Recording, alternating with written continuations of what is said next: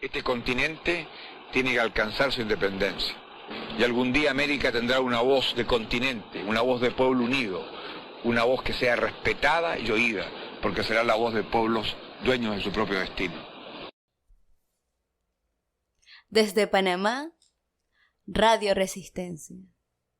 Proyecto de Juventudes Revolucionarias, 16 de agosto.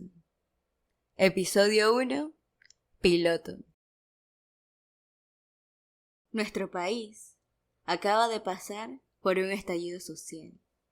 Respuesta a un gobierno neoliberal y un nefasto contrato minero por la empresa llamada First Quantum Minerals, que atentó contra la soberanía de nuestra patria, contamina nuestros ríos y expropia tierras ancestrales de nuestros grupos originarios. Dos defensores de la dignidad de la patria, dos compañeros que fueron parte de esta batalla por la tierra, nos encuentran aquí, Jainer y Daniel. ¿Cómo están, camaradas? Buenas noches. Bueno, ¿qué tal? Ya, bien, lo típico, lo usual, nada nuevo, la verdad. Mejor ahora que tumbamos esa vaina. Sí. Ese contrato. Sí, Bueno, no del todo aún, la verdad. Claro, todavía falta todo el tema de cómo va saliendo la mina del país, pues. Pero, bueno, dentro de todo lo posible, al menos se logró ese fallo, pues. Claro. Bueno, cuéntenme, ¿qué es Juventudes Revolucionarias, 16 de agosto? Somos un grupo de jóvenes de distintas edades, de distintos orígenes y con distintas carreras, que nos une una causa en común, la liberación de la clase trabajadora. Sí, eso esencialmente es Juventud Revolucionaria. Y vaya, solo como para que quede un poco más claro, pues también se suele entender que todo joven que lucha en Panamá es estudiante universitario necesariamente. Entonces también Juventudes Revolucionarias viene más bien con una visión de organizar a los jóvenes de clase trabajadora independientemente de si estudian o no a nivel universitario, pues porque entendemos que hay muchos jóvenes que no tienen acceso a una educación superior. Entonces, esencialmente, o en resumen, como bien dijo Daniel, un grupo de jóvenes organizados que luchan por la liberación nacional de la clase trabajadora. Brutal. ¿Qué significa ser un militante? Para ustedes, veo que esa palabra la utilizan bastante, que ustedes son militantes, que militan. ¿Cómo ustedes me definirían esa palabra? Yo creo que yo empezaría, antes con ir directo a la definición de militante, con una comparación. En la política hablamos mucho de activistas, hablamos de personas que, defienden su postura a través del activismo. Y creo que se ha popularizado bastante el activismo en los últimos años. Sí. Sin embargo, nosotros, nuestra postura, hacemos una distinción de lo que es el activismo y la militancia. En ambas tú defiendes una postura política y en ambas estás dispuesto a ir hasta las calles por defender esa postura.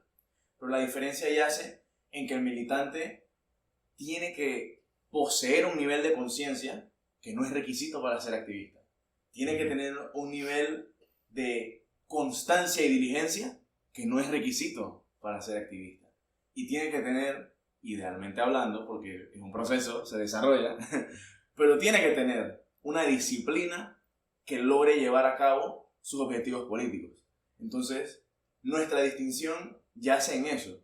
No es solamente un activismo de tener una postura y defenderla, sino que nos organizamos, hacemos cantidad de actividades distintas al año en base a esa postura. Y estamos dispuestos, como lo hemos demostrado anteriormente, a todo por esa postura. Hay compañeros que han sido lastimados, hay compañeros que han sido arrestados, me incluyo yo mismo, yo fui arrestado en esta coyuntura, sufrí una violencia horrible a manos del Estado. Y esta violencia, yo asumí la posibilidad de que me sucediera esto porque yo defiendo mis creencias, defiendo mis convicciones. Creo que eso es una importante distinción entre lo que es el militante y el activista, ¿no? Sí, yo solamente le agregaría pues que quizás suena un poco romántico, pero ser militante es tomar una decisión de por vida. Es decir, militar una causa es entregarte a algo, pues, a un proyecto de vida, pues, que eso es en último término la política, una forma de ver la vida. Entonces ser militante en ese sentido es eso. es decidir un camino a punta de convicciones. Sí, Uf, tremendo, sí. sí, sí, sí. Bueno, ¿y por qué entran a una organización política? ¿Qué significa para ustedes organizarse? Está buena la Buena pregunta. pregunta. Sí. Bueno, yo creo que la política en realidad hay muchas formas de definirla. Cada persona tiene su definición personal, me atrevo a decir. Pero creo que la política está muy vinculada al rumbo que vamos a tomar como sociedad, creo yo. Entonces, si yo tengo una postura política, no basta, para mí personalmente, no basta con solamente opinar, con dejar algunos comentarios en las redes, o echarle cuentos a mis amigos, hey, me gusta esta postura, hey, has leído sobre esto. No me basta con eso. Para mí, creo que la política debe pasar de la teoría al accionar. No basta solamente con la teoría. Y también no puede ser solamente el accionar. Entonces, parte de la razón por la cual yo decido participar en la política, esta es mi forma de participar en la política. Existen muchas formas. Pero parte de la razón es porque yo creo en esta forma de participar. Hay personas que su manera de participar en la política es inscribirse en un partido. Hay algunos que ellos mismos se lanzan a sí mismos como figura, como candidatos, se impulsan a sí mismos como figura. Yo no creo en una solución de una figura, de una persona. Creo en lo colectivo. Creo en formar a varias personas, en cultivar la conciencia de varias personas y que como varias personas juntos desarrollemos un proyecto. Para mí, eso es lo que realmente me impulsa a la política y a tomar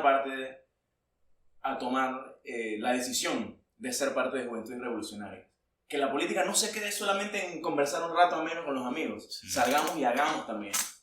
Sí, yo pues diría que también para dar un poco como de contexto, un poco teórico, pues cuando te vas a la propia definición de política, una de las concepciones más ancestrales de política, ahí tienes a los griegos, ¿no? Sí. La politeía, los asuntos de la polis, y la polis era como la ciudad. Entonces, en una palabra, la política es lo que tiene que ver con todos, como una organización humana, como una sociedad humana, que entendemos que todos estamos organizados en sociedad desde el momento que nacemos hasta que morimos. En ese sentido, yo diría que militar en una organización política, como las Juventudes Revolucionarias, o como puede ser cualquier otra, surge de esa idea de, como digo a veces siempre por ahí, pues de tomarse la vida en serio, pues. De decir, vaya, esto, lo que sea que suceda en esta sociedad, en cualquier otra, es una cuestión común de todos los humanos y como humano tengo quizás hasta el deber de preocuparme por ello. ¿Sabes? De hecho, hay una cita de Rousseau. Rousseau, ¿sabes qué? Pues, me gusta mucho de la filosofía, pues. Rousseau al principio del contrato social dice algo como que mi derecho al voto me impone el deber de instruirme en la política. Entonces es como, de cierta medida también yo lo vería pues como una cuestión que nos toca por ser joven y por ser humano, preocuparme por la vida humana. Claro. Así que yo diría que eso. Como diría Allende, que ser joven y no ser revolucionario es una contradicción hasta biológica. Sí, totalmente. Así es. Ajá, para ustedes, ¿qué significa la clase obrera? Sí. Bueno, nosotros nos hemos formado como marxistas. Existen cantidad de distintas definiciones que han dado los marxistas sobre lo que es la clase trabajadora. Dependiendo del momento histórico, dependiendo del proyecto político del que estemos hablando, usualmente se maneja una definición más o menos diferente. Pero palabras más, palabras menos, yo lo pondría así. Todas las personas que tienen que, es decir, por necesidad, tienen que ofrecer su tiempo de vida, su esfuerzo y su sudor a cambio de lo que les va a brindar el sustento, básicamente, el sustento. Entonces, para mí, ¿quién cabe dentro de clase trabajadora? Desde los muchachos que trabajan en los call centers hasta el señor campesino productor en el interior. Ellos todos son clase trabajadora. Si tú tienes que levantarte de lunes a sábado, de 8 horas cada uno de estos días, para generar una ganancia que tú solamente vas a ver una fracción de esa ganancia, y que esa ganancia realmente se la va a llevar más que nada el empresario, la empresa, entonces yo creo que tú eres clase trabajadora. Así de sencillo. todos aquellos que les toca trabajar para, como quien dice, ganarse la vida, ¿no? En lugar de simplemente merecerla por el hecho de ser humano. Sí, como bien dijo Daniel, todos los que se levantan 6 días a la semana, dejando de lado su familia, sus hijos, sus amistades, su vida personal e incluso su vida académica, todos aquellos que se ven forzados a trabajar, esa es la clase trabajadora de la que tanto hablamos. Así es, y es una cuestión que no surge de la nada. Esto no es algo espontáneo, no es un fenómeno exclusivo de Panamá tampoco. A nivel mundial existe una clase trabajadora. Existen personas a nivel del mundo entero que tienen que esforzarse a diario, vender su tiempo de vida a una empresa a cambio de que idealmente hablando les pueda suplir lo que necesitan, ¿no? Pero realmente creo que es importante analizar cómo la tecnología ha afectado a la clase trabajadora, cómo la tecnología ha afectado.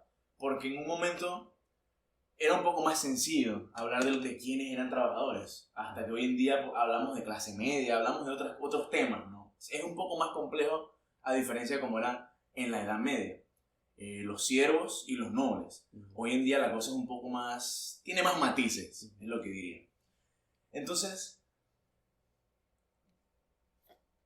considerando que existen muchos matices, la clase trabajadora en el siglo XXI ya no es tan sencillo como decir es solo el campesino, es solo el obrero de la construcción. Hoy en día caben muchas más personas dentro de esta clase, y me atrevo a decir, de hecho, que cada vez van a haber más personas que entren en la clase trabajadora, porque vivimos en una realidad en la que actualmente se habla de una clase media, y esta clase media vemos que se identifica de pensamiento quizás más con la clase dominante que con la clase trabajadora. Sin embargo, económicamente podemos ver que son mucho más cercanos a la clase trabajadora que a esta clase de empresarios. Claro, es como el otro día conversaba con una conocida y me decía, es que estoy, o sea, me dice, Joiner, es que yo me siento ahora que estoy como un poco cómoda, tenía en mis 30, he tenido un par de cosas, pero tengo 2 y 3 trabajos con los que sustento esto. La gente piensa que porque vivo en el área que vivo, tengo dinero, pero la verdad es que estoy a una quincena que no me paguen de quedar en la calle. Exacto. Y yo diría que esa es la realidad de la clase trabajadora. Por más que se pueda identificar como clase media, son personas que en la medida en la que no devengues un salario, una quincena o un mes, tu completa realidad material se puede desvanecer. Tu casa, tu carro, tu comida, tu bienestar en general, el de tu familia. Entonces, vaya, eso sería una definición bastante más o menos completa. Concuerdo. Sí. Muy interesante lo que mencionan. Entonces, ¿a qué persona ustedes dirían que no pertenece a la clase obrera? Bueno, porque hay personas que muchas veces ni siquiera se hacen la pregunta en toda su vida de a qué clase pertenecen. Simplemente están como en modo automático, exactamente, automático, y no piensan en un segundo en sus realidades, pues en sus realidades económicas, en sus realidades. Entonces, ¿a qué persona ustedes no dirían que sería de la clase obrera? Bueno, sí, siempre uno, naturalmente es la forma en la que el sistema te va creando como un autómata, es decir, vas a la escuela, la primaria, secundaria, vas a la universidad, si es que puedes, pero lo que sí no puedes evadir es tener que trabajar. Entonces, diría yo que quien no es clase trabajadora es aquel que tiene una realidad distinta, aquel que quizá nace y desde que nace, pues puede tranquilamente decidir un plan de vida con todas las comodidades posibles, porque tiene casa propia, porque la más de las veces son empresarios. Y así nos vamos a una cuestión más teórica, pues es lo que nosotros denominamos en la teoría marxista el burgués. ¿Y qué es el burgués o qué es la burguesía? Pues esta clase, que la más de las veces, si no es que todas, es lo que llamamos el 1% de la población. Personas como Elon Musk, Jeff Bezos, etc. No hay que irse muy lejos, aquí tienes a los Mota, los Eleta, etc. Estas familias o estas personas que su realidad es diametralmente distinta a la de la clase trabajadora, donde no se preocupan en qué voy a comer hoy, qué voy a comer mañana, sino es a qué continente voy a viajar ahora en diciembre o en enero, ¿entiendes? Ese tipo de preocupaciones. Entonces esa clase que históricamente ha fundado su riqueza o la ha creado a través de el trabajo de los trabajadores. Sí, no sé, redundante, el trabajo de los trabajadores, las riquezas que genera el trabajador, ¿no? Que es lo que vemos en las empresas. Mira, me gusta siempre usar el ejemplo como del call center, pues. Yo en algún momento trabajé en call center como varios compañeros y gente que conozco. Entonces, por ejemplo, el call center tiene la particularidad que, tomas llamadas todo el día. Entonces, muchas de esas veces uno lidia con dinero, es decir, transacciones, etcétera, dependiendo de qué tipo de proyecto realices, pues. Pero ponte que en una llamada tú puedes generarle a la empresa hasta $1,000, qué sé yo, por poner un ejemplo cualquiera. Pero tu salario por el día son $30. Entonces hay un excedente. Solo en una llamada, imagínate que tomas 40 o 60 durante 8 horas. Ese excedente es la ganancia del empresario. Y esa ganancia la creas tú, la crea el trabajador. La plusvalía. Exacto, la plusvalía que nos habla Marx. Entonces, en suma, el burgués o esta persona que no es clase trabajadora es aquella que cimenta su riqueza en el robo, porque es un robo. Es quitar la ganancia que genera el trabajador y con eso sustentas tu estilo de vida lujoso, tus hoteles, tus mansiones, tus carros y todos los privilegios que conlleva ser burgués. Entonces, creo que sería una respuesta bastante clara. Bueno, regresando un poco al tema de la organización, para ustedes, ¿cuál es el papel que juega su organización, o bueno, nuestra organización, Juventudes Revolucionarias, en Panamá, en nuestro país? Yo creo que hemos llegado a construir un espacio que era necesario, en la política panameña. Aquí históricamente se ha visto como, por decirlo así, la fortaleza, el baluarte de la izquierda siempre ha sido la Universidad de Panamá. Y eso se entiende, todavía lo es, de hecho. Pero nuestro papel en la política panameña, el papel de Juventudes Revolucionarias, es crear, construir ese espacio de izquierda para jóvenes afuera de la universidad. Que ya no sea un límite el tema de la Universidad de Panamá, que ya no sea solamente para los universitarios que están matriculados en la UP. Que ahora también haya jóvenes que trabajan, que ahora también haya jóvenes de otras universidades que comparten las ideas, que tienen la convicción. Entonces, creo yo que ese es el papel que venimos a jugar nosotros, a formar ese espacio de izquierda afuera de la universidad, tratar de alcanzar otros espacios, a otros jóvenes que, si bien defendemos, y muchos de nosotros, me atrevo a decir que la gran mayoría de ellos son estudiantes de la Universidad de Panamá, que eso no sea el limitante para ser de izquierda en Panamá. Sí, claro. Bueno, y quisiera, también que esa pregunta quisiera no responderla viciado por ser parte del grupo, ¿sabes? Como no sobredimensionar las cosas. Claro. Pero pues sí, nos hemos esforzado este par de años, estos cuantos años que lleva la organización existiendo, desde 2019. Háblenos un poco de qué propone, qué es esa sociedad distinta. Vale. Porque ustedes están caracterizados porque se puede imaginar otra sociedad, no solo esta en la que el obrero es esclavizado o es humillado, sino que también podemos pensar otra realidad, que realmente avancemos y no a punta de que uno se haga más pobre y otro se haga más rico, sino que haya igualdad. Claro. ¿Qué significa esa igualdad? Claro, sabes, me gusta mucho, nosotros tenemos un suéter, ¿no? Nosotros, la organización que en la parte trasera dice: luchamos por la transformación social con unidad popular. Y creo que ese es el eslogan del grupo y la esencia de nosotros. Creemos, como bien dices, en una sociedad distinta, no solo para Panamá, sino para todos los pueblos de nuestra América y del mundo. Una sociedad más equitativa, más justa, donde todos tengan igual acceso a las posibilidades y no unos cuantos, donde todos comamos y no existan personas con absurda cantidad de comida mientras un montón se muere de hambre, entre otras realidades que se presentan en las sociedades actuales. Sí, es cierto, somos comunistas.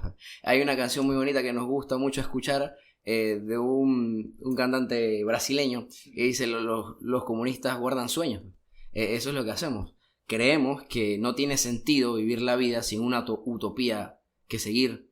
De hecho, también hay un texto de Eduardo Galeano que dice: ¿para qué sirve la utopía si cuando doy 2 pasos ella se aleja 2 pasos más? Me acerco 10 y se aleja 10 más. Precisamente para eso sirve, para caminar.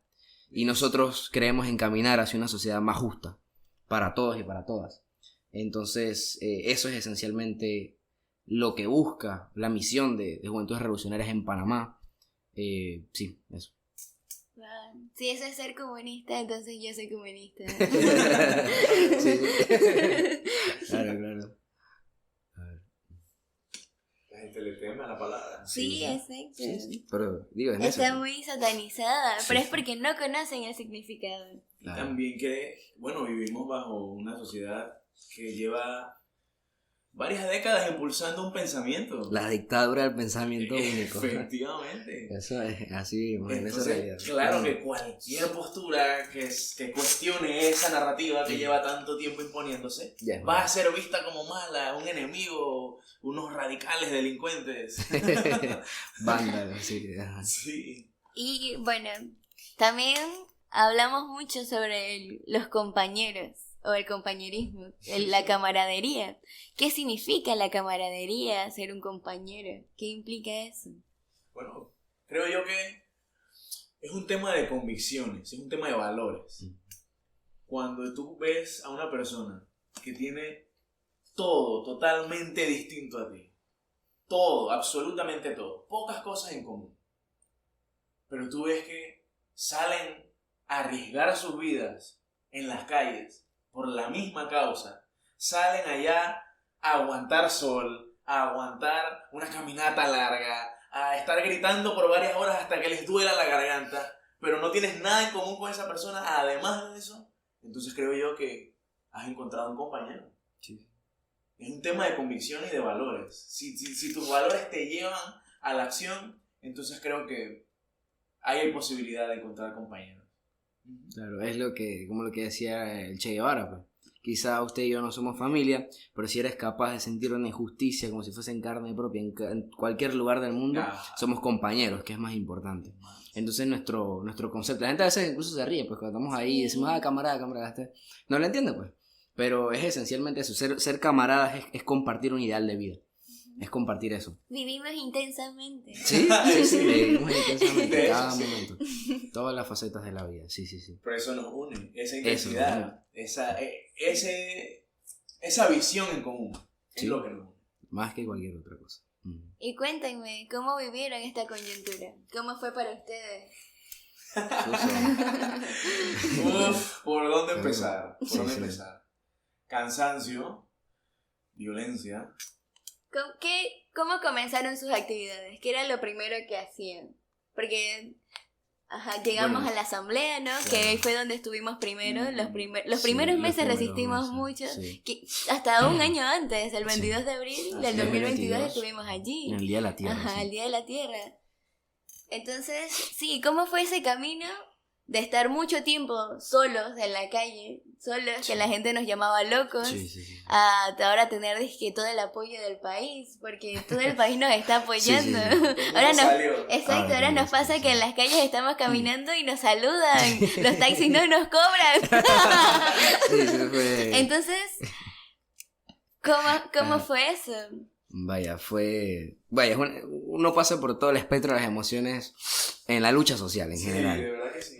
Y sobre todo la experiencia que nos dejó esta coyuntura fue invaluable, en muchos sentidos.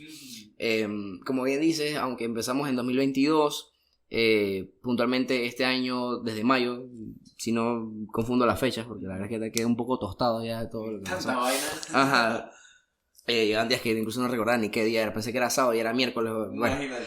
el tema es que sí, empezamos yendo a la asamblea. Antes de que se aprobara el contrato ley, fuimos un par de veces nos reprimieron con el simple hecho de mover un poco la cerca o recostarte a ella, ya representabas una amenaza para la asamblea. ¿Y cómo se encontraba la cerca? Claro, esa es la otra cuestión, ¿no? La asamblea, histórica casa del pueblo, irónicamente cercada en todo momento porque el pueblo no tiene acceso a ella, aunque sea la razón de ser de la asamblea. Pero solo estaban puestas. Estaban incluso soldadas, Wow. así. Cadenas y todo. Cadenas. Sí. Es más, había muchachos que iban, las quitaban y al día siguiente vuelven y las ponían. Las ponían, sí. Sí, hasta vi que había un equipo que solamente estaba allí actuando para el momento en el que quitaban un candado, quitaban una cadena y de perfecto. una vez soldar y estar arreglándola. Sí, tenían gente que trabaja en la asamblea que Sí. la ordenaban ahí ya. Designados para eso específicamente, proteger la valla. O sea, Protegerla. ¿Qué mensaje está dando eso a la población? Por ¿Qué parte de podemos recibir nosotros de mensaje? Si vemos que nuestro propio parlamento está siendo barricado, se nos impide el acceso, se nos impide acercarnos a los predios, porque realmente, gracias a esas vallas, las protestas son lejos de la asamblea. Sí. No estamos tan cerca en realidad. Interesante también cómo le cambian la utilidad a las cosas aquí en Panamá, porque esas vallas originalmente eran para recibir al Papa en la JMJ Sí. y bueno, ahora están reprimiendo al se volvió pueblo. un arma para el Estado, para los Ujú. intereses de la clase gobernante. Sí. Bueno, fue difícil, pues como bien dices, al principio no éramos muchos, éramos nosotros solamente, una que otra persona. Pero bueno, siempre estuvimos ahí vigilantes todo el proceso. Incluso cuando aprueban el contrato de forma tan descarada, nos encontramos en la Transísmica cerrando la calle en ese momento. Y es luego de eso que tomamos la determinación de no movernos ni un segundo. Y nos tomamos la universidad por 45 días a partir de ese instante.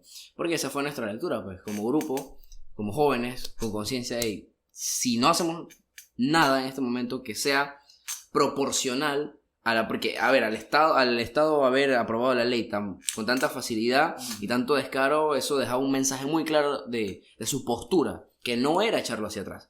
Eso nos hace pensar que, bueno, de la misma forma teníamos que plantarnos con mucha dureza, con mucha firmeza, a mantener y defender ese interés del pueblo, pues. A resistir. Incluso, algo curioso, que una de las actividades también que realizamos en algún momento, antes de que explotara la coyuntura, dentro de la universidad realizamos una suerte de sufragio, Sí, un ejercicio electoral ahí, sobre qué decía el estudiantado, pues qué decía la gente de la universidad. ¿Estaba a favor o en contra de la actividad minera? Y los resultados eran absurdamente en contra, ¿no? Una cantidad bastante grande.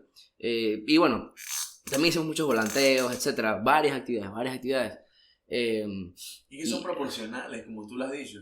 Si en un momento se prestaba la situación para hacer volanteos, informar a la gente, cultivar un poco la conciencia, pero ¿hasta dónde tú vas a hacer solamente el volanteo, solamente las opiniones, ¿no?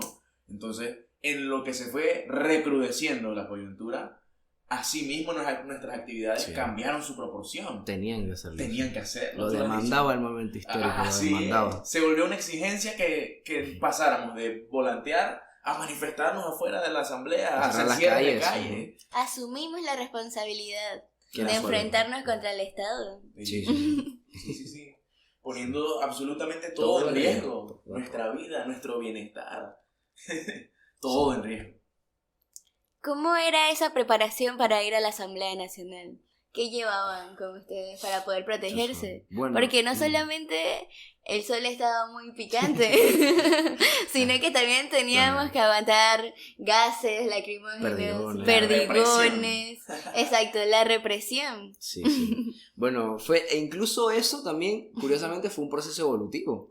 Los primeros días teníamos que una pañoleta y ya, sencillo, un suéter, ya sí. No teníamos ni guantes, o un guante si acaso, y nos tocaba con eso defendernos y resistir, y paulatinamente, conforme fue aumentando la fuerza del Estado, porque también fue gradual, siempre al principio, no solo en esta coyuntura, sino usualmente las anteriores, comienzan a tirarte el pepperball, luego de un momento a otro la lacrimógena, luego unas lacrimógenas vencidas, luego otros colores, los perdigonazos, etcétera, y va aumentando la fuerza del Estado. Proporcionalmente lo entendemos también, en aras de resistir uno tiene que ir subiendo su nivel al menos para resistir. ¿En qué termina esto? Curiosamente, por las propias donaciones de las personas, nos dotan de máscaras de gas. Primero unas más baratas, después otras más útiles, porque también iban perdiendo su utilidad, pues conforme se utilizaban, valga la redundancia. También nos dieron guantes, etcétera, y el propio pueblo nos fue armando. Literalmente. El propio pueblo nos fue armando, porque la verdad es que la mayoría de las cosas salían de donación. Nosotros no. La gente dice, es que ustedes les pagan por ese uso. La verdad es que no. Ojalá nos pagaran. Así podríamos resistir más. Sí. Pero no, lo cierto es que el pueblo fue el que nos dio ese armamento para resistir. Esos recursos para resistir. Escudo también. Sí. Al final empezamos con una pañoleta y terminamos con escudos, máscaras de gas, guantes, cascos. ¿Y cómo Ajá. se les daban? Bueno, a veces, ahí mismo en la asamblea, recuerdo por ejemplo una anécdota, que de esos que no teníamos casi nada, más que piedras, que estaban por ahí y que no hay muchas piedras en la asamblea, nos estaban disparando a discreción, pero teníamos máscara de gas. Entonces no nos echábamos hacia atrás. Pero nos seguían disparando y nos cubríamos que si con pedazos de madera, cosas que están por ahí. Recuerdo un señor, como unos 50 años. Paraguas también recuerdo. Sí, con paraguas también. Recuerdo... Que un paraguas no te protege de un latazo. No, eso te golpea. Pero era lo que había en el momento. Sí. Y con eso se afronta la lucha. Pues. Un señor como de 50 años viene, ahí entre el gas viene y me da un biombo. Me dice, yo lo hice, toma, úsalo. Wow. ¿Sí? O sea, las personas a ese nivel era, pues. Quizás entendían que no podían estar ahí soportando, pero entendían nuestra labor de estar ahí luchando. Y te dotaban te daban agua, te daban vinagre, te daban biombos, te daban hasta piedras. Pero las personas hasta cualquiera piedras, sí, que pasaban por ahí te las ponían ahí. Y ese es el apoyo del pueblo. Eso es que, de hecho, en muchos momentos, eso es lo que nos revitalizaba. Exacto. Es que se podía estar todo golpeado, avanzado, pero eso te hacía entender tu rol histórico. Oye, estoy aquí porque esa persona quizás viene del trabajo, tiene que ir a trabajar, tiene una realidad material. Exacto, que le impide estar aquí, pero entiende que hay que luchar. Y ve en nosotros ese simple mediador. O sea, nosotros en ningún momento buscamos vanagloriarnos o decir nosotros simplemente somos el instrumento del pueblo. Es decir, solamente seguimos la voluntad del pueblo y eso es lo que hacemos. Sí. Simples mediadores. Sí. A veces me causa gracia que las personas piensan que no, ustedes lo hacen porque quieren robar protagonismo, quieren llamar la atención. Pero yo les digo a esas personas, ¿ustedes de verdad creen que nosotros voluntariamente iríamos a recibir gas, pimienta, perdigones, rodillazos, encarcelamiento? ¿Qué? Porque yo quiero ser famoso. Porque asustar a nuestras madres. Asustar a nuestras madres. ¿Qué? Porque quiero ser querido. Por taquilla. No, la verdad es que no. Lo que nos impulsa a nosotros no es un protagonismo, no es fama. Es el amor al pueblo. Solo somos intérpretes del deseo del pueblo. Así es. No es realmente una cuestión de vanagloriarse. Sí. Eso nada más.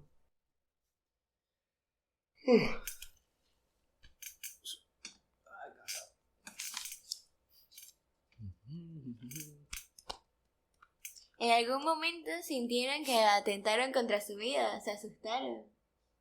Sí. De hecho, sí. En múltiples ocasiones. Puntualmente les puedo contar de mi experiencia. A mí tuvimos una actividad una tarde en la 5 de mayo, en la avenida 5 de mayo. Y nosotros, llegamos al punto de encuentro y no estuvimos ahí, no llegamos ni a la hora. Estuvimos, si acaso, 40 minutos sentados, completamente inmóviles. No teníamos, ni siquiera gritamos consignas. Nos llevamos banderas, estábamos sentados. Y al cabo de esos 40 minutos, nos empezaron a rodear las unidades. Poco a poco venían acercándose así, rodeando el parque en el que estábamos. Y bueno, en el momento en el que ellos prácticamente se abalanzan hacia nosotros, pues mi reacción fue una reacción, me atrevo a decir que hasta natural, pues. Fue una reacción natural, porque realmente yo sentí que si yo no reaccionaba, si yo no hacía nada, yo podría morir. Eran 3 policías a la misma vez contra mí. Y uno me ahorcaba, otro me pateaba y otro me arrastraba por el suelo. Todo esto me estaba pasando a la misma vez. Yo, en medio de este caos, este sufrimiento, este dolor, esta confusión, genuinamente sentí que estaban atentando contra mi vida. Entonces mi reacción fue una cosa casi natural. Yo empecé a forcejear, a gritar, a hacer todo lo posible porque esa vaina parara, pues. Yo verdaderamente sentí que el Estado estaba apuntando a matar. Ellos vieron en nosotros una genuina amenaza. Ellos vieron en los jóvenes, en los estudiantes, jóvenes con pancartas y banderas. Y sin embargo vieron en esos jóvenes con pancartas y banderas una amenaza real al Estado. Tanto así que ellos tuvieron que desplegar su fuerza, y una fuerza que en muchas ocasiones fue potencialmente letal. Entonces, por lo menos sí, en mi experiencia me atrevo a decir que sí. Sí sentí que atentaron contra mi vida y estoy seguro que Joyner también. Sí, y a muchos compañeros. Bueno, yo... fueron muchas veces entregases, perdigonazos, etc. Pero recuerdo una muy, muy particular, y justamente fue, creo que la última semana de protestas. El día que se reanudan las clases presenciales en la universidad, el primero o el segundo día, pues naturalmente cerramos la calle aquí al mediodía. Por la altura de la Delta, que está cerca de la Facultad de Arquitectura, llevamos ya casi 2 horas ahí. Ya por aquí a las 2 de la tarde llega la policía. Comienza a llegar desde Vía Véneto a pie, unas unidades marchando y una patrulla de UCM que venía entrando desde el seguro. Pero ahí tenemos unas barricadas que logró detener lo suficiente para que los compañeros pudieran entrar a la universidad y que así no se los llevaran. Pero lo primero que veo cuando estoy, porque claro, nos dividimos en distintos puntos para poder cubrir todo el espacio, lo primero que hago cuando me volteo, veo un compañero venir ensangrentado con la cabeza abierta en el primer momento que ya la policía le habían disparado con un perdigón. ¿Qué sientes en ese momento al ver a un compañero herido? Ira, impotencia y al mismo tiempo energía, dignidad, ¿sabes? Porque ese compañero, aún ensangrentado, seguía buscando una forma de resistir.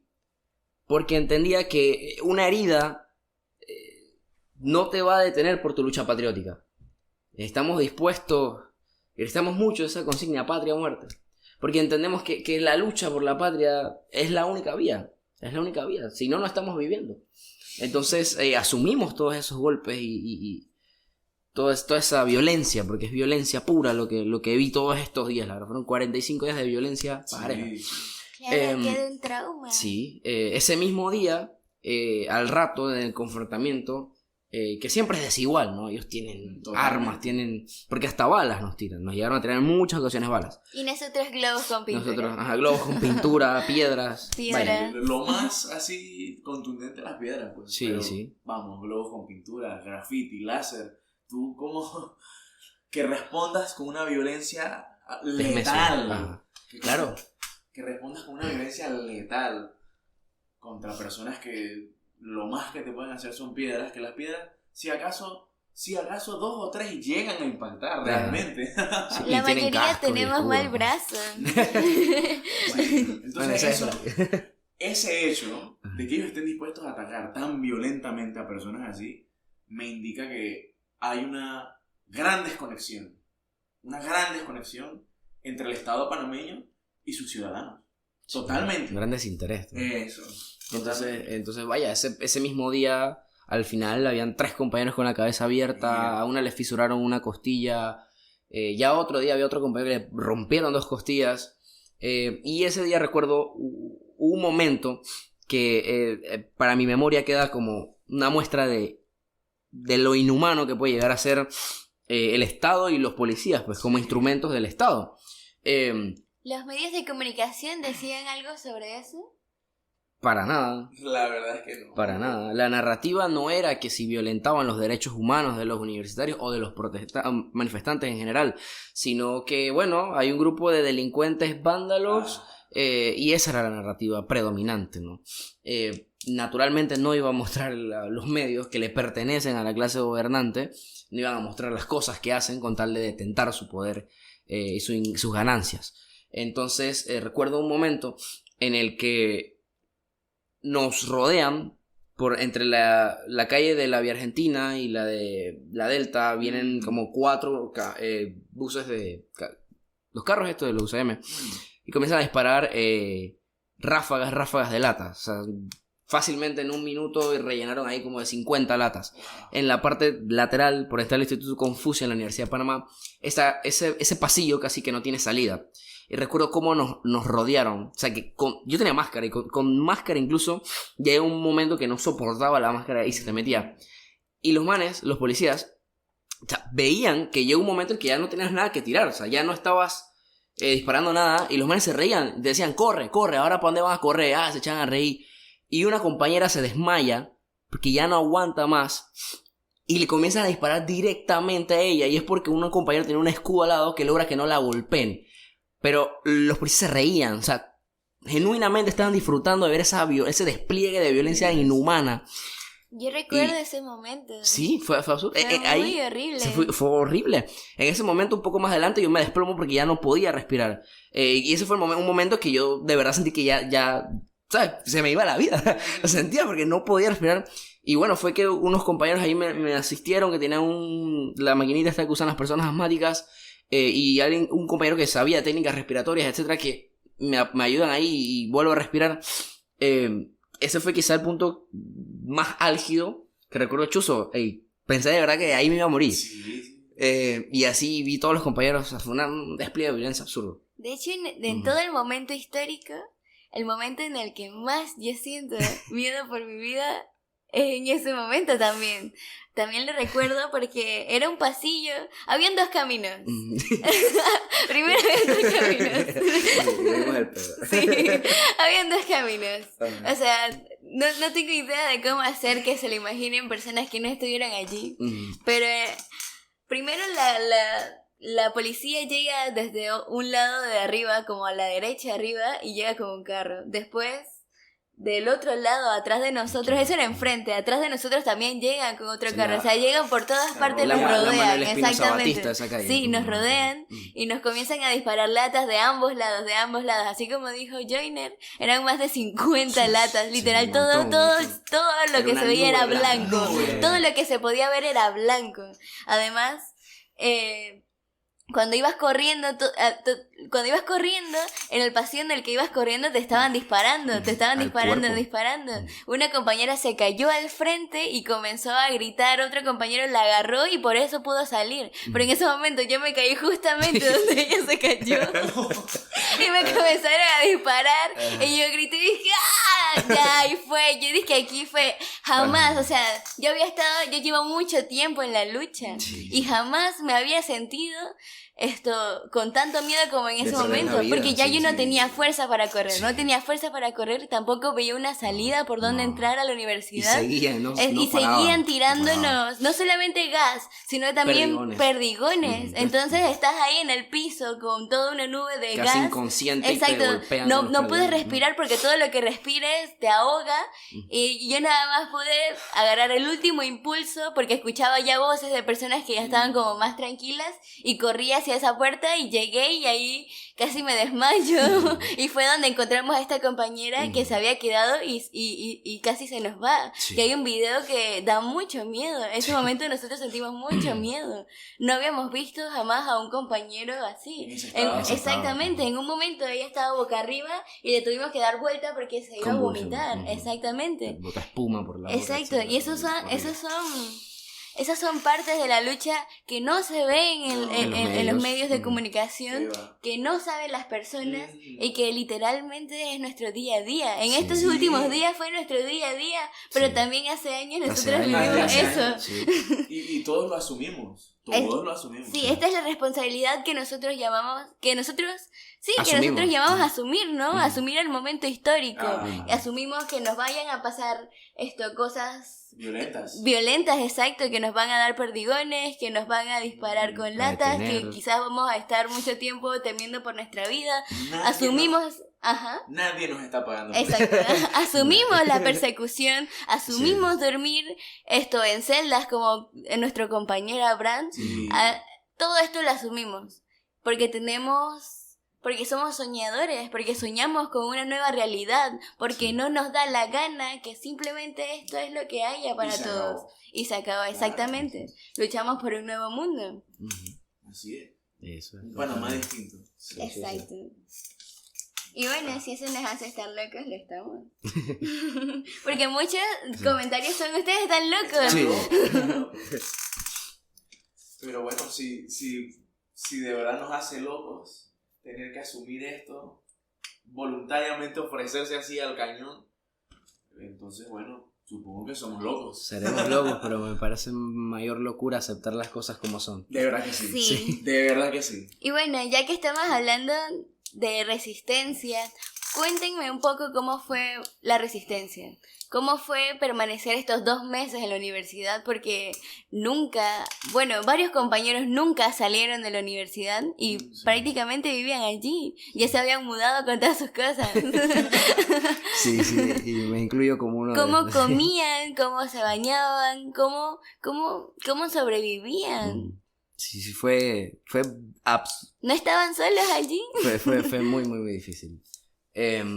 Bueno, todo empezó con una suerte de precariedad, ¿no? Pues al principio no teníamos nada, dormimos en bancas. Primero, ¿cómo llegaron a dormir en la universidad permanentemente? ¿Ustedes se imaginaron en algún momento que iban a hacer eso? Bueno, personalmente fantaseaba con tomarse la universidad. Porque, a ver, yo lo vi en Chile por aquí, 2008, 2010, unos estudiantes de secundaria, que eso se llama La Revolución de los Pingüinos, lo pueden ver en YouTube, hay un documental buenísimo de eso. Los chicos, sus demandas eran sobre la cuestión educativa de Chile y tal, pero los manes secuestraron la escuela, o sea, se tomaron la escuela como por unas cuantas semanas y fue efectivo. Es decir, claro, te tomas un espacio, además de que te garantiza que las personas estén, los compañeros estudiantes que van a luchar, etcétera, es mediático, organizacionalmente es mejor. Vaya, tenía esta idea, ¿no? Supuse que en algún punto álgido de alguna lucha sería una buena idea hacerlo. Y bueno, cuando aprueban el contrato y decidimos, chuzo, hay que ahora ser más tajante. Ajá. Cuéntame cómo fue esa decepción cuando aprobaron el contrato. ¿Cómo fue ese día, esa noche? Porque esa noche nos quedamos, hicimos un plantón en la universidad, en la Transísmica, que es como conocido, una ruta bastante famosa aquí en Panamá. Sí. Entonces, hicimos un plantón de 24 horas. Sí. Nos quedamos la noche entera allí y también el día anterior. Primero habíamos ido a la asamblea. Ajá. Nos reprimieron allá. Exacto. Y de allá venimos a la Transísmica y nos plantamos ahí. Sí, en el momento que aprueban en segundo y tercer contrato, durante esas 48 horas estuvimos en la misma calle. Todo el proceso lo vimos desde la calle. Y si bien de alguna forma fue una suerte de golpe moral, ¿no? Que te baja la moral. Sí. Al mismo tiempo nos revigorizó, pues.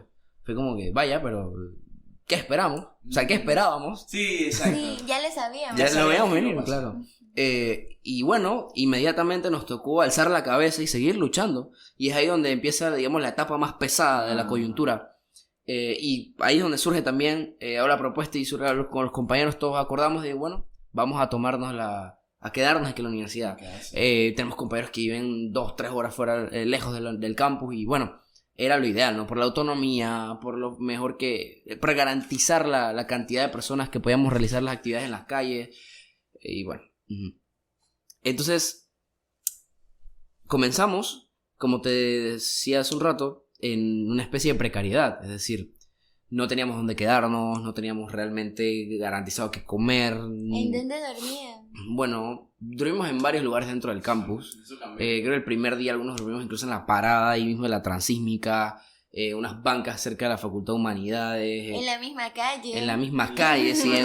Sacamos unas sillas y nos sentamos en la Transísmica y debajo del puente nos dormimos. Quiero que sepan que eché uno de los sueños más ricos en la calle de la Transísmica. Sí. Y la gente dirá, eso qué locura, ¿no? Cuando uno hablando así les cuenta, la gente se queda que guau. Pero en ese momento no nos pareció descabellado. Lo descabellado era pensar en irnos a la casa, como si nada. Exactamente, y estar tan tranquilos. Con la indignación que sentíamos. Claro. Es eso lo que nos termina en impulsar. Vamos a tomarnos. Eso tiene que prenderse todo. Es que apenas todo tiene que pararse. Sí, apenas se aprobó el contrato, sabíamos que era una cuestión excepcional. Había que parar el país. Sí, sabíamos que ya no era el momento para medidas ligeras, exacto. No era el momento para medidas de generar conciencia tampoco. Ya era el momento de, bueno, aprobaron el contrato, es hora de resistir, es hora de luchar. Así como ellos subieron el nivel, nosotros también. Sí, y bueno, ahí vamos paulatinamente asentándonos ahí en la universidad. Sinceramente, si llegamos a comer esos días fue principalmente por donaciones de personas extrañas a la universidad o algún que otro docente o sindicato trabajador que nos apoyó, porque lo cierto, y esto tiene que saberlo todo el mundo, la universidad como institución no nos dio pero ni una botella de agua. Desde la administración, del rector y las autoridades como tal, pues realmente no nos dan un apoyo como tal. Si nos tomamos la universidad es por coraje nuestro, no porque nos dijeron, bueno, quédense ahí muchachos, no, para nada. Y muchos problemas nos pusieron por quedarnos por ahí, ¿no? Entonces comenzamos un sindicato, nos prestó un espacio, nos quedamos ahí varios días, luego eso, por presiones internas de la administración, nos sacan del espacio, terminamos armando un campamento con unas cuantas toldas, es decir, éramos como 20, teníamos 5 o 6 toldas y nos teníamos que meter de 3 en 3, 4 en 4, aguantar calor, pero todo lo hacíamos por convicción, porque tomamos la determinación de que hasta que no se caiga ese contrato no nos íbamos a la casa, y no había, un privilegio, una comodidad que íbamos a anteponer a la lucha, pues. Entonces, así más o menos se da, como te digo, sobrevivimos de apoyo de las personas, como dice esa consigna, pues solo el pueblo salva al pueblo. Recuerdo particularmente una chica con la que estoy profundamente agradecida, creo que todo el grupo, ahora mismo no recuerdo su nombre, pero es una chica que se ofreció a lavarnos la ropa, es decir, la ropa de casi 30 personas, porque claro, está ahí la ropa llena de gases lacrimógenos, gas pimienta, de vinagre, y no hay lavadora dentro de la universidad donde íbamos a lavar, y esta chica se ponía en contacto con nosotros, llega en su carro y se lleva sus 2 tanques gigantes llenos de ropa y nos lavó como 3 o 4 veces. Eternamente agradecidos con esa chica. Y son esas cosas así, pues. Entre eso, la comida que nos traían, botellas de agua, incluso botiquines, medicina, etcétera. Como ya comenté hace un rato, también las máscaras de gas, los guantes. O sea, realmente fue mucho más el apoyo externo que lo que se recibió de la universidad como tal. Sí. Fue eso, donaciones de Yapi para comprar comida, medicamentos. Porque tuvimos varios compañeros heridos, enfermos también. Era compleja la convivencia. O sea, no era cómoda, realmente sí, claro. no era cómoda. ¿Quién está cómodo en un cuartito o en un pedacito de piso con 30 personas? La resistencia era de 1000 maneras. Sí. Se resistía al sol, se resistía al hambre, se resistía hasta nuestro mismo olor, usar la ropa sucia, el gas que teníamos, el gas que todavía había noches en las que llenaban la universidad completa del gas y así permanecía toda la noche. Sí. Hay una foto, creo que del 3 o 4 de noviembre, que toma alguien desde su edificio, donde se ve una nube blanca encima del campus. Vaya, es que incluso me da risa porque había un meme que hacen en Twitter de las protestas en calle 50, la gente haciendo fiestas y la subtrama de la UP, donde ponían una imagen de una guerra militar, porque era una cuestión así, y los medios cubrían la protesta de calle 50, la marcha, las caminatas esas, las caminatas esas de kilómetros. Bastante pacíficas. Sí, eran absurdamente pacíficas, es decir, mientras ellos estaban campantes caminando y está bien, bienaventurados ellos. A nosotros todas son válidas. A nosotros nos estaban prácticamente atentando contra nuestra vida, y eso no lo cubrían los medios y no lo cubría casi nadie. Si no era por las personas de los medios independientes, de nuestras propias cuentas de Instagram personales y de la organización y así, que documentábamos todas las cuestiones que sucedían dentro del campus y en los predios del campus también. Claro, y también muchas veces nos tocó resistir en el mismo campus porque muchas veces ni siquiera nos dejaban salir de él, nos perseguían, si nos veían saliendo nos podían arrestar, cualquier cosa, si nos montábamos un taxi era peligroso, ir en un carro particular era peligroso, de cualquier manera era peligroso, entonces por mucho tiempo estuvimos escondidos. Una realidad muy compleja fue la que vivimos esos días. Sobrevolaban drones, aviones, helicópteros. Los 45 días, muy cerca del campus. Obviamente con cámaras.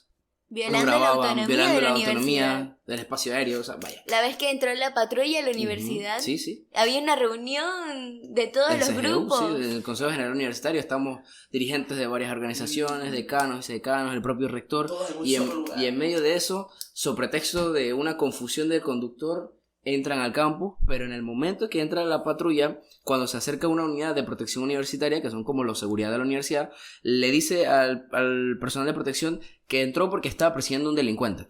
Pero luego el comunicado de la policía dice, no, es que el conductor es del interior y estaba confundido. Entonces esa incongruencia es lo que nos hace ver, eso era una especie de provocación, una amenaza del uso de la fuerza por parte de la policía. Es como que, mira, si quiero entro. Entonces eso genera una tensión en los que estamos quedándonos ahí. Y inseguridad. Sí, claro, luego de eso, bueno, y desde antes y después, había muchos compañeros que teníamos que dar vueltas. Es decir, mientras los demás duermen 3 o 4, nos paramos con palos y piedras. A las 6 de la mañana. A dar vueltas por el campus para y a la evitar hora que entrara. Fuera, exactamente. Sí, a la hora que fuera. Entonces sí vivíamos en un estado, estamos militarizados dentro de la universidad, pero es que en esas condiciones no tenía el Estado. Todo el tiempo de las protestas entre Vía Argentina, la Transísmica, la Vía España, estaba rodeado de Senan, Senafrón, hasta linces había ahí. Vaya que no somos delincuentes, pero tenían toda la fuerza represiva del Estado cerca de la universidad, en todo momento. perpetuamente alerta teníamos Mientras estar. que las personas que estaban cómodas en sus casas, viviendo su vida como si nada, decían que se sentían secuestradas porque no podían comprar, porque no podían comprar plátano maduro y hacer patacones. Nosotros literalmente estábamos viviendo una realidad en la que teníamos que patrullar alrededor de la universidad Por para el que no bienestar de los lleguen. compañeros. Exacto, Sí, por nuestro sí. bienestar y el de nuestros compañeros. Nuestro bienestar, nuestra seguridad. Y por seguir nuestra resistencia, Por por seguir la lucha, seguir la cada día protegerla. saliendo a las calles también. Ese es otro tema que, bueno, la resistencia había que protegerla. Literalmente tuvimos que proteger la resistencia. No era solamente llevarla a cabo, protegerla. Porque Protegerla. estábamos asediados por todos lados. Sí. Teníamos enemigos realmente en todos lados. Hasta en lo interno. Porque habían personas que creímos que eran personas que compartían nuestra visión, nuestra convicción, se unieron a nosotros. Pero realmente eran personas que venían con otra intención, Sí. con otros propósitos. Y que en realidad algunos venían realmente con las ganas de hacerle daño pues a la resistencia. Sí, sí, sí. Entonces fue una lucha en la que estábamos asediados por todos lados. Había enemigos por todos lados. Y creo que hemos hablado bastante de la proporcionalidad, ¿no? De la Sí. fuerza, de la actividad. Creo yo, si bien, porque yo puedo respetar las distintas formas de lucha, puedo respetar las demás luchas, puedo reconocer el valor que aportan a una lucha generalizada ya del país. Pero también debo reconocer que habiéndose ya aprobado el contrato minero, yo no creo que era proporcional seguir con marchas pacíficas, seguir con unas marchas desde la acera, desde una comodidad, sonar pailas solamente. Creo yo que ya el momento político Exigía. esa es la palabra. El momento exigía una acción más como la que Más contundente. más contundente, más como la que nosotros llevamos a cabo. Entonces puedo respetar otras luchas, pero también hago la crítica cuando yo veo que no es proporcional a la coyuntura realmente. A lo que demandaba el momento histórico. Eso. Y para ir terminando, y sería muy bueno poder continuar en otra ocasión con esta conversación, pero para no alargar tanto y no ser tan cansados, Claro. para Sí. ir terminando, a ustedes, bueno, a nosotros nos llamaron diferentes personas, la policía, el gobierno, todo el mundo llamaba que... Autoridades. Ajá, nos llamaban violentos. Sí, sí. Yo siento que, bueno, sería una definición equivocada para todo lo que estaba pasando en el contexto histórico, ya que era una violencia bastante justificada. ¿Cómo ustedes? Bueno, a mí me gusta... Yo estudio filosofía. Y una de las cosas que estudié alguna vez de Walter Benjamin, que era un filósofo francés, le habla del concepto de la divina violencia. Es decir, una violencia que es ejercida por un grupo de personas desposeídas y ninguneadas históricamente en el momento de luchar por reivindicar eso que se les ha negado. Esa violencia es divina, porque busca establecer alguna especie de paz o una especie de igualdad que se es negada sistemáticamente. Entonces me gusta mucho recurrir a esa divina violencia de la que hablaba Walter Benjamin en momentos tan álgidos de los conflictos sociales como el que fue con el contrato minero. Definitivamente. Para mí, te lo pongo como lo dijo Malcolm X. No confundas la violencia del oprimido con la violencia del opresor. Así de sencillo. El Estado es violento, está armado, nosotros no estamos armados. Y su violencia está respaldada por la ley, mientras que la nuestra es criminal. Es criminalizada, sí. Sí. Bueno, me parece que esto ha sido un muy bonito final para nuestro primer episodio, nuestro primer piloto del podcast, Así que es. a nosotros nos tiene bastante emocionados, la verdad. Sí. Así que bueno, nos despedimos aquí. Yo también, Joiner, Daniel Morales y Daniel Santana también aquí. De vuelta, Saludos, vuelta. Santana. Hola, soy el del audio. Así que bueno, sí, hoy, ¿qué es? 10. 10. Ajá, 10 de diciembre del 2023. Nos despedimos. Bueno, hasta la victoria siempre. Hasta la victoria siempre. ¡Venceremos! Venceremos.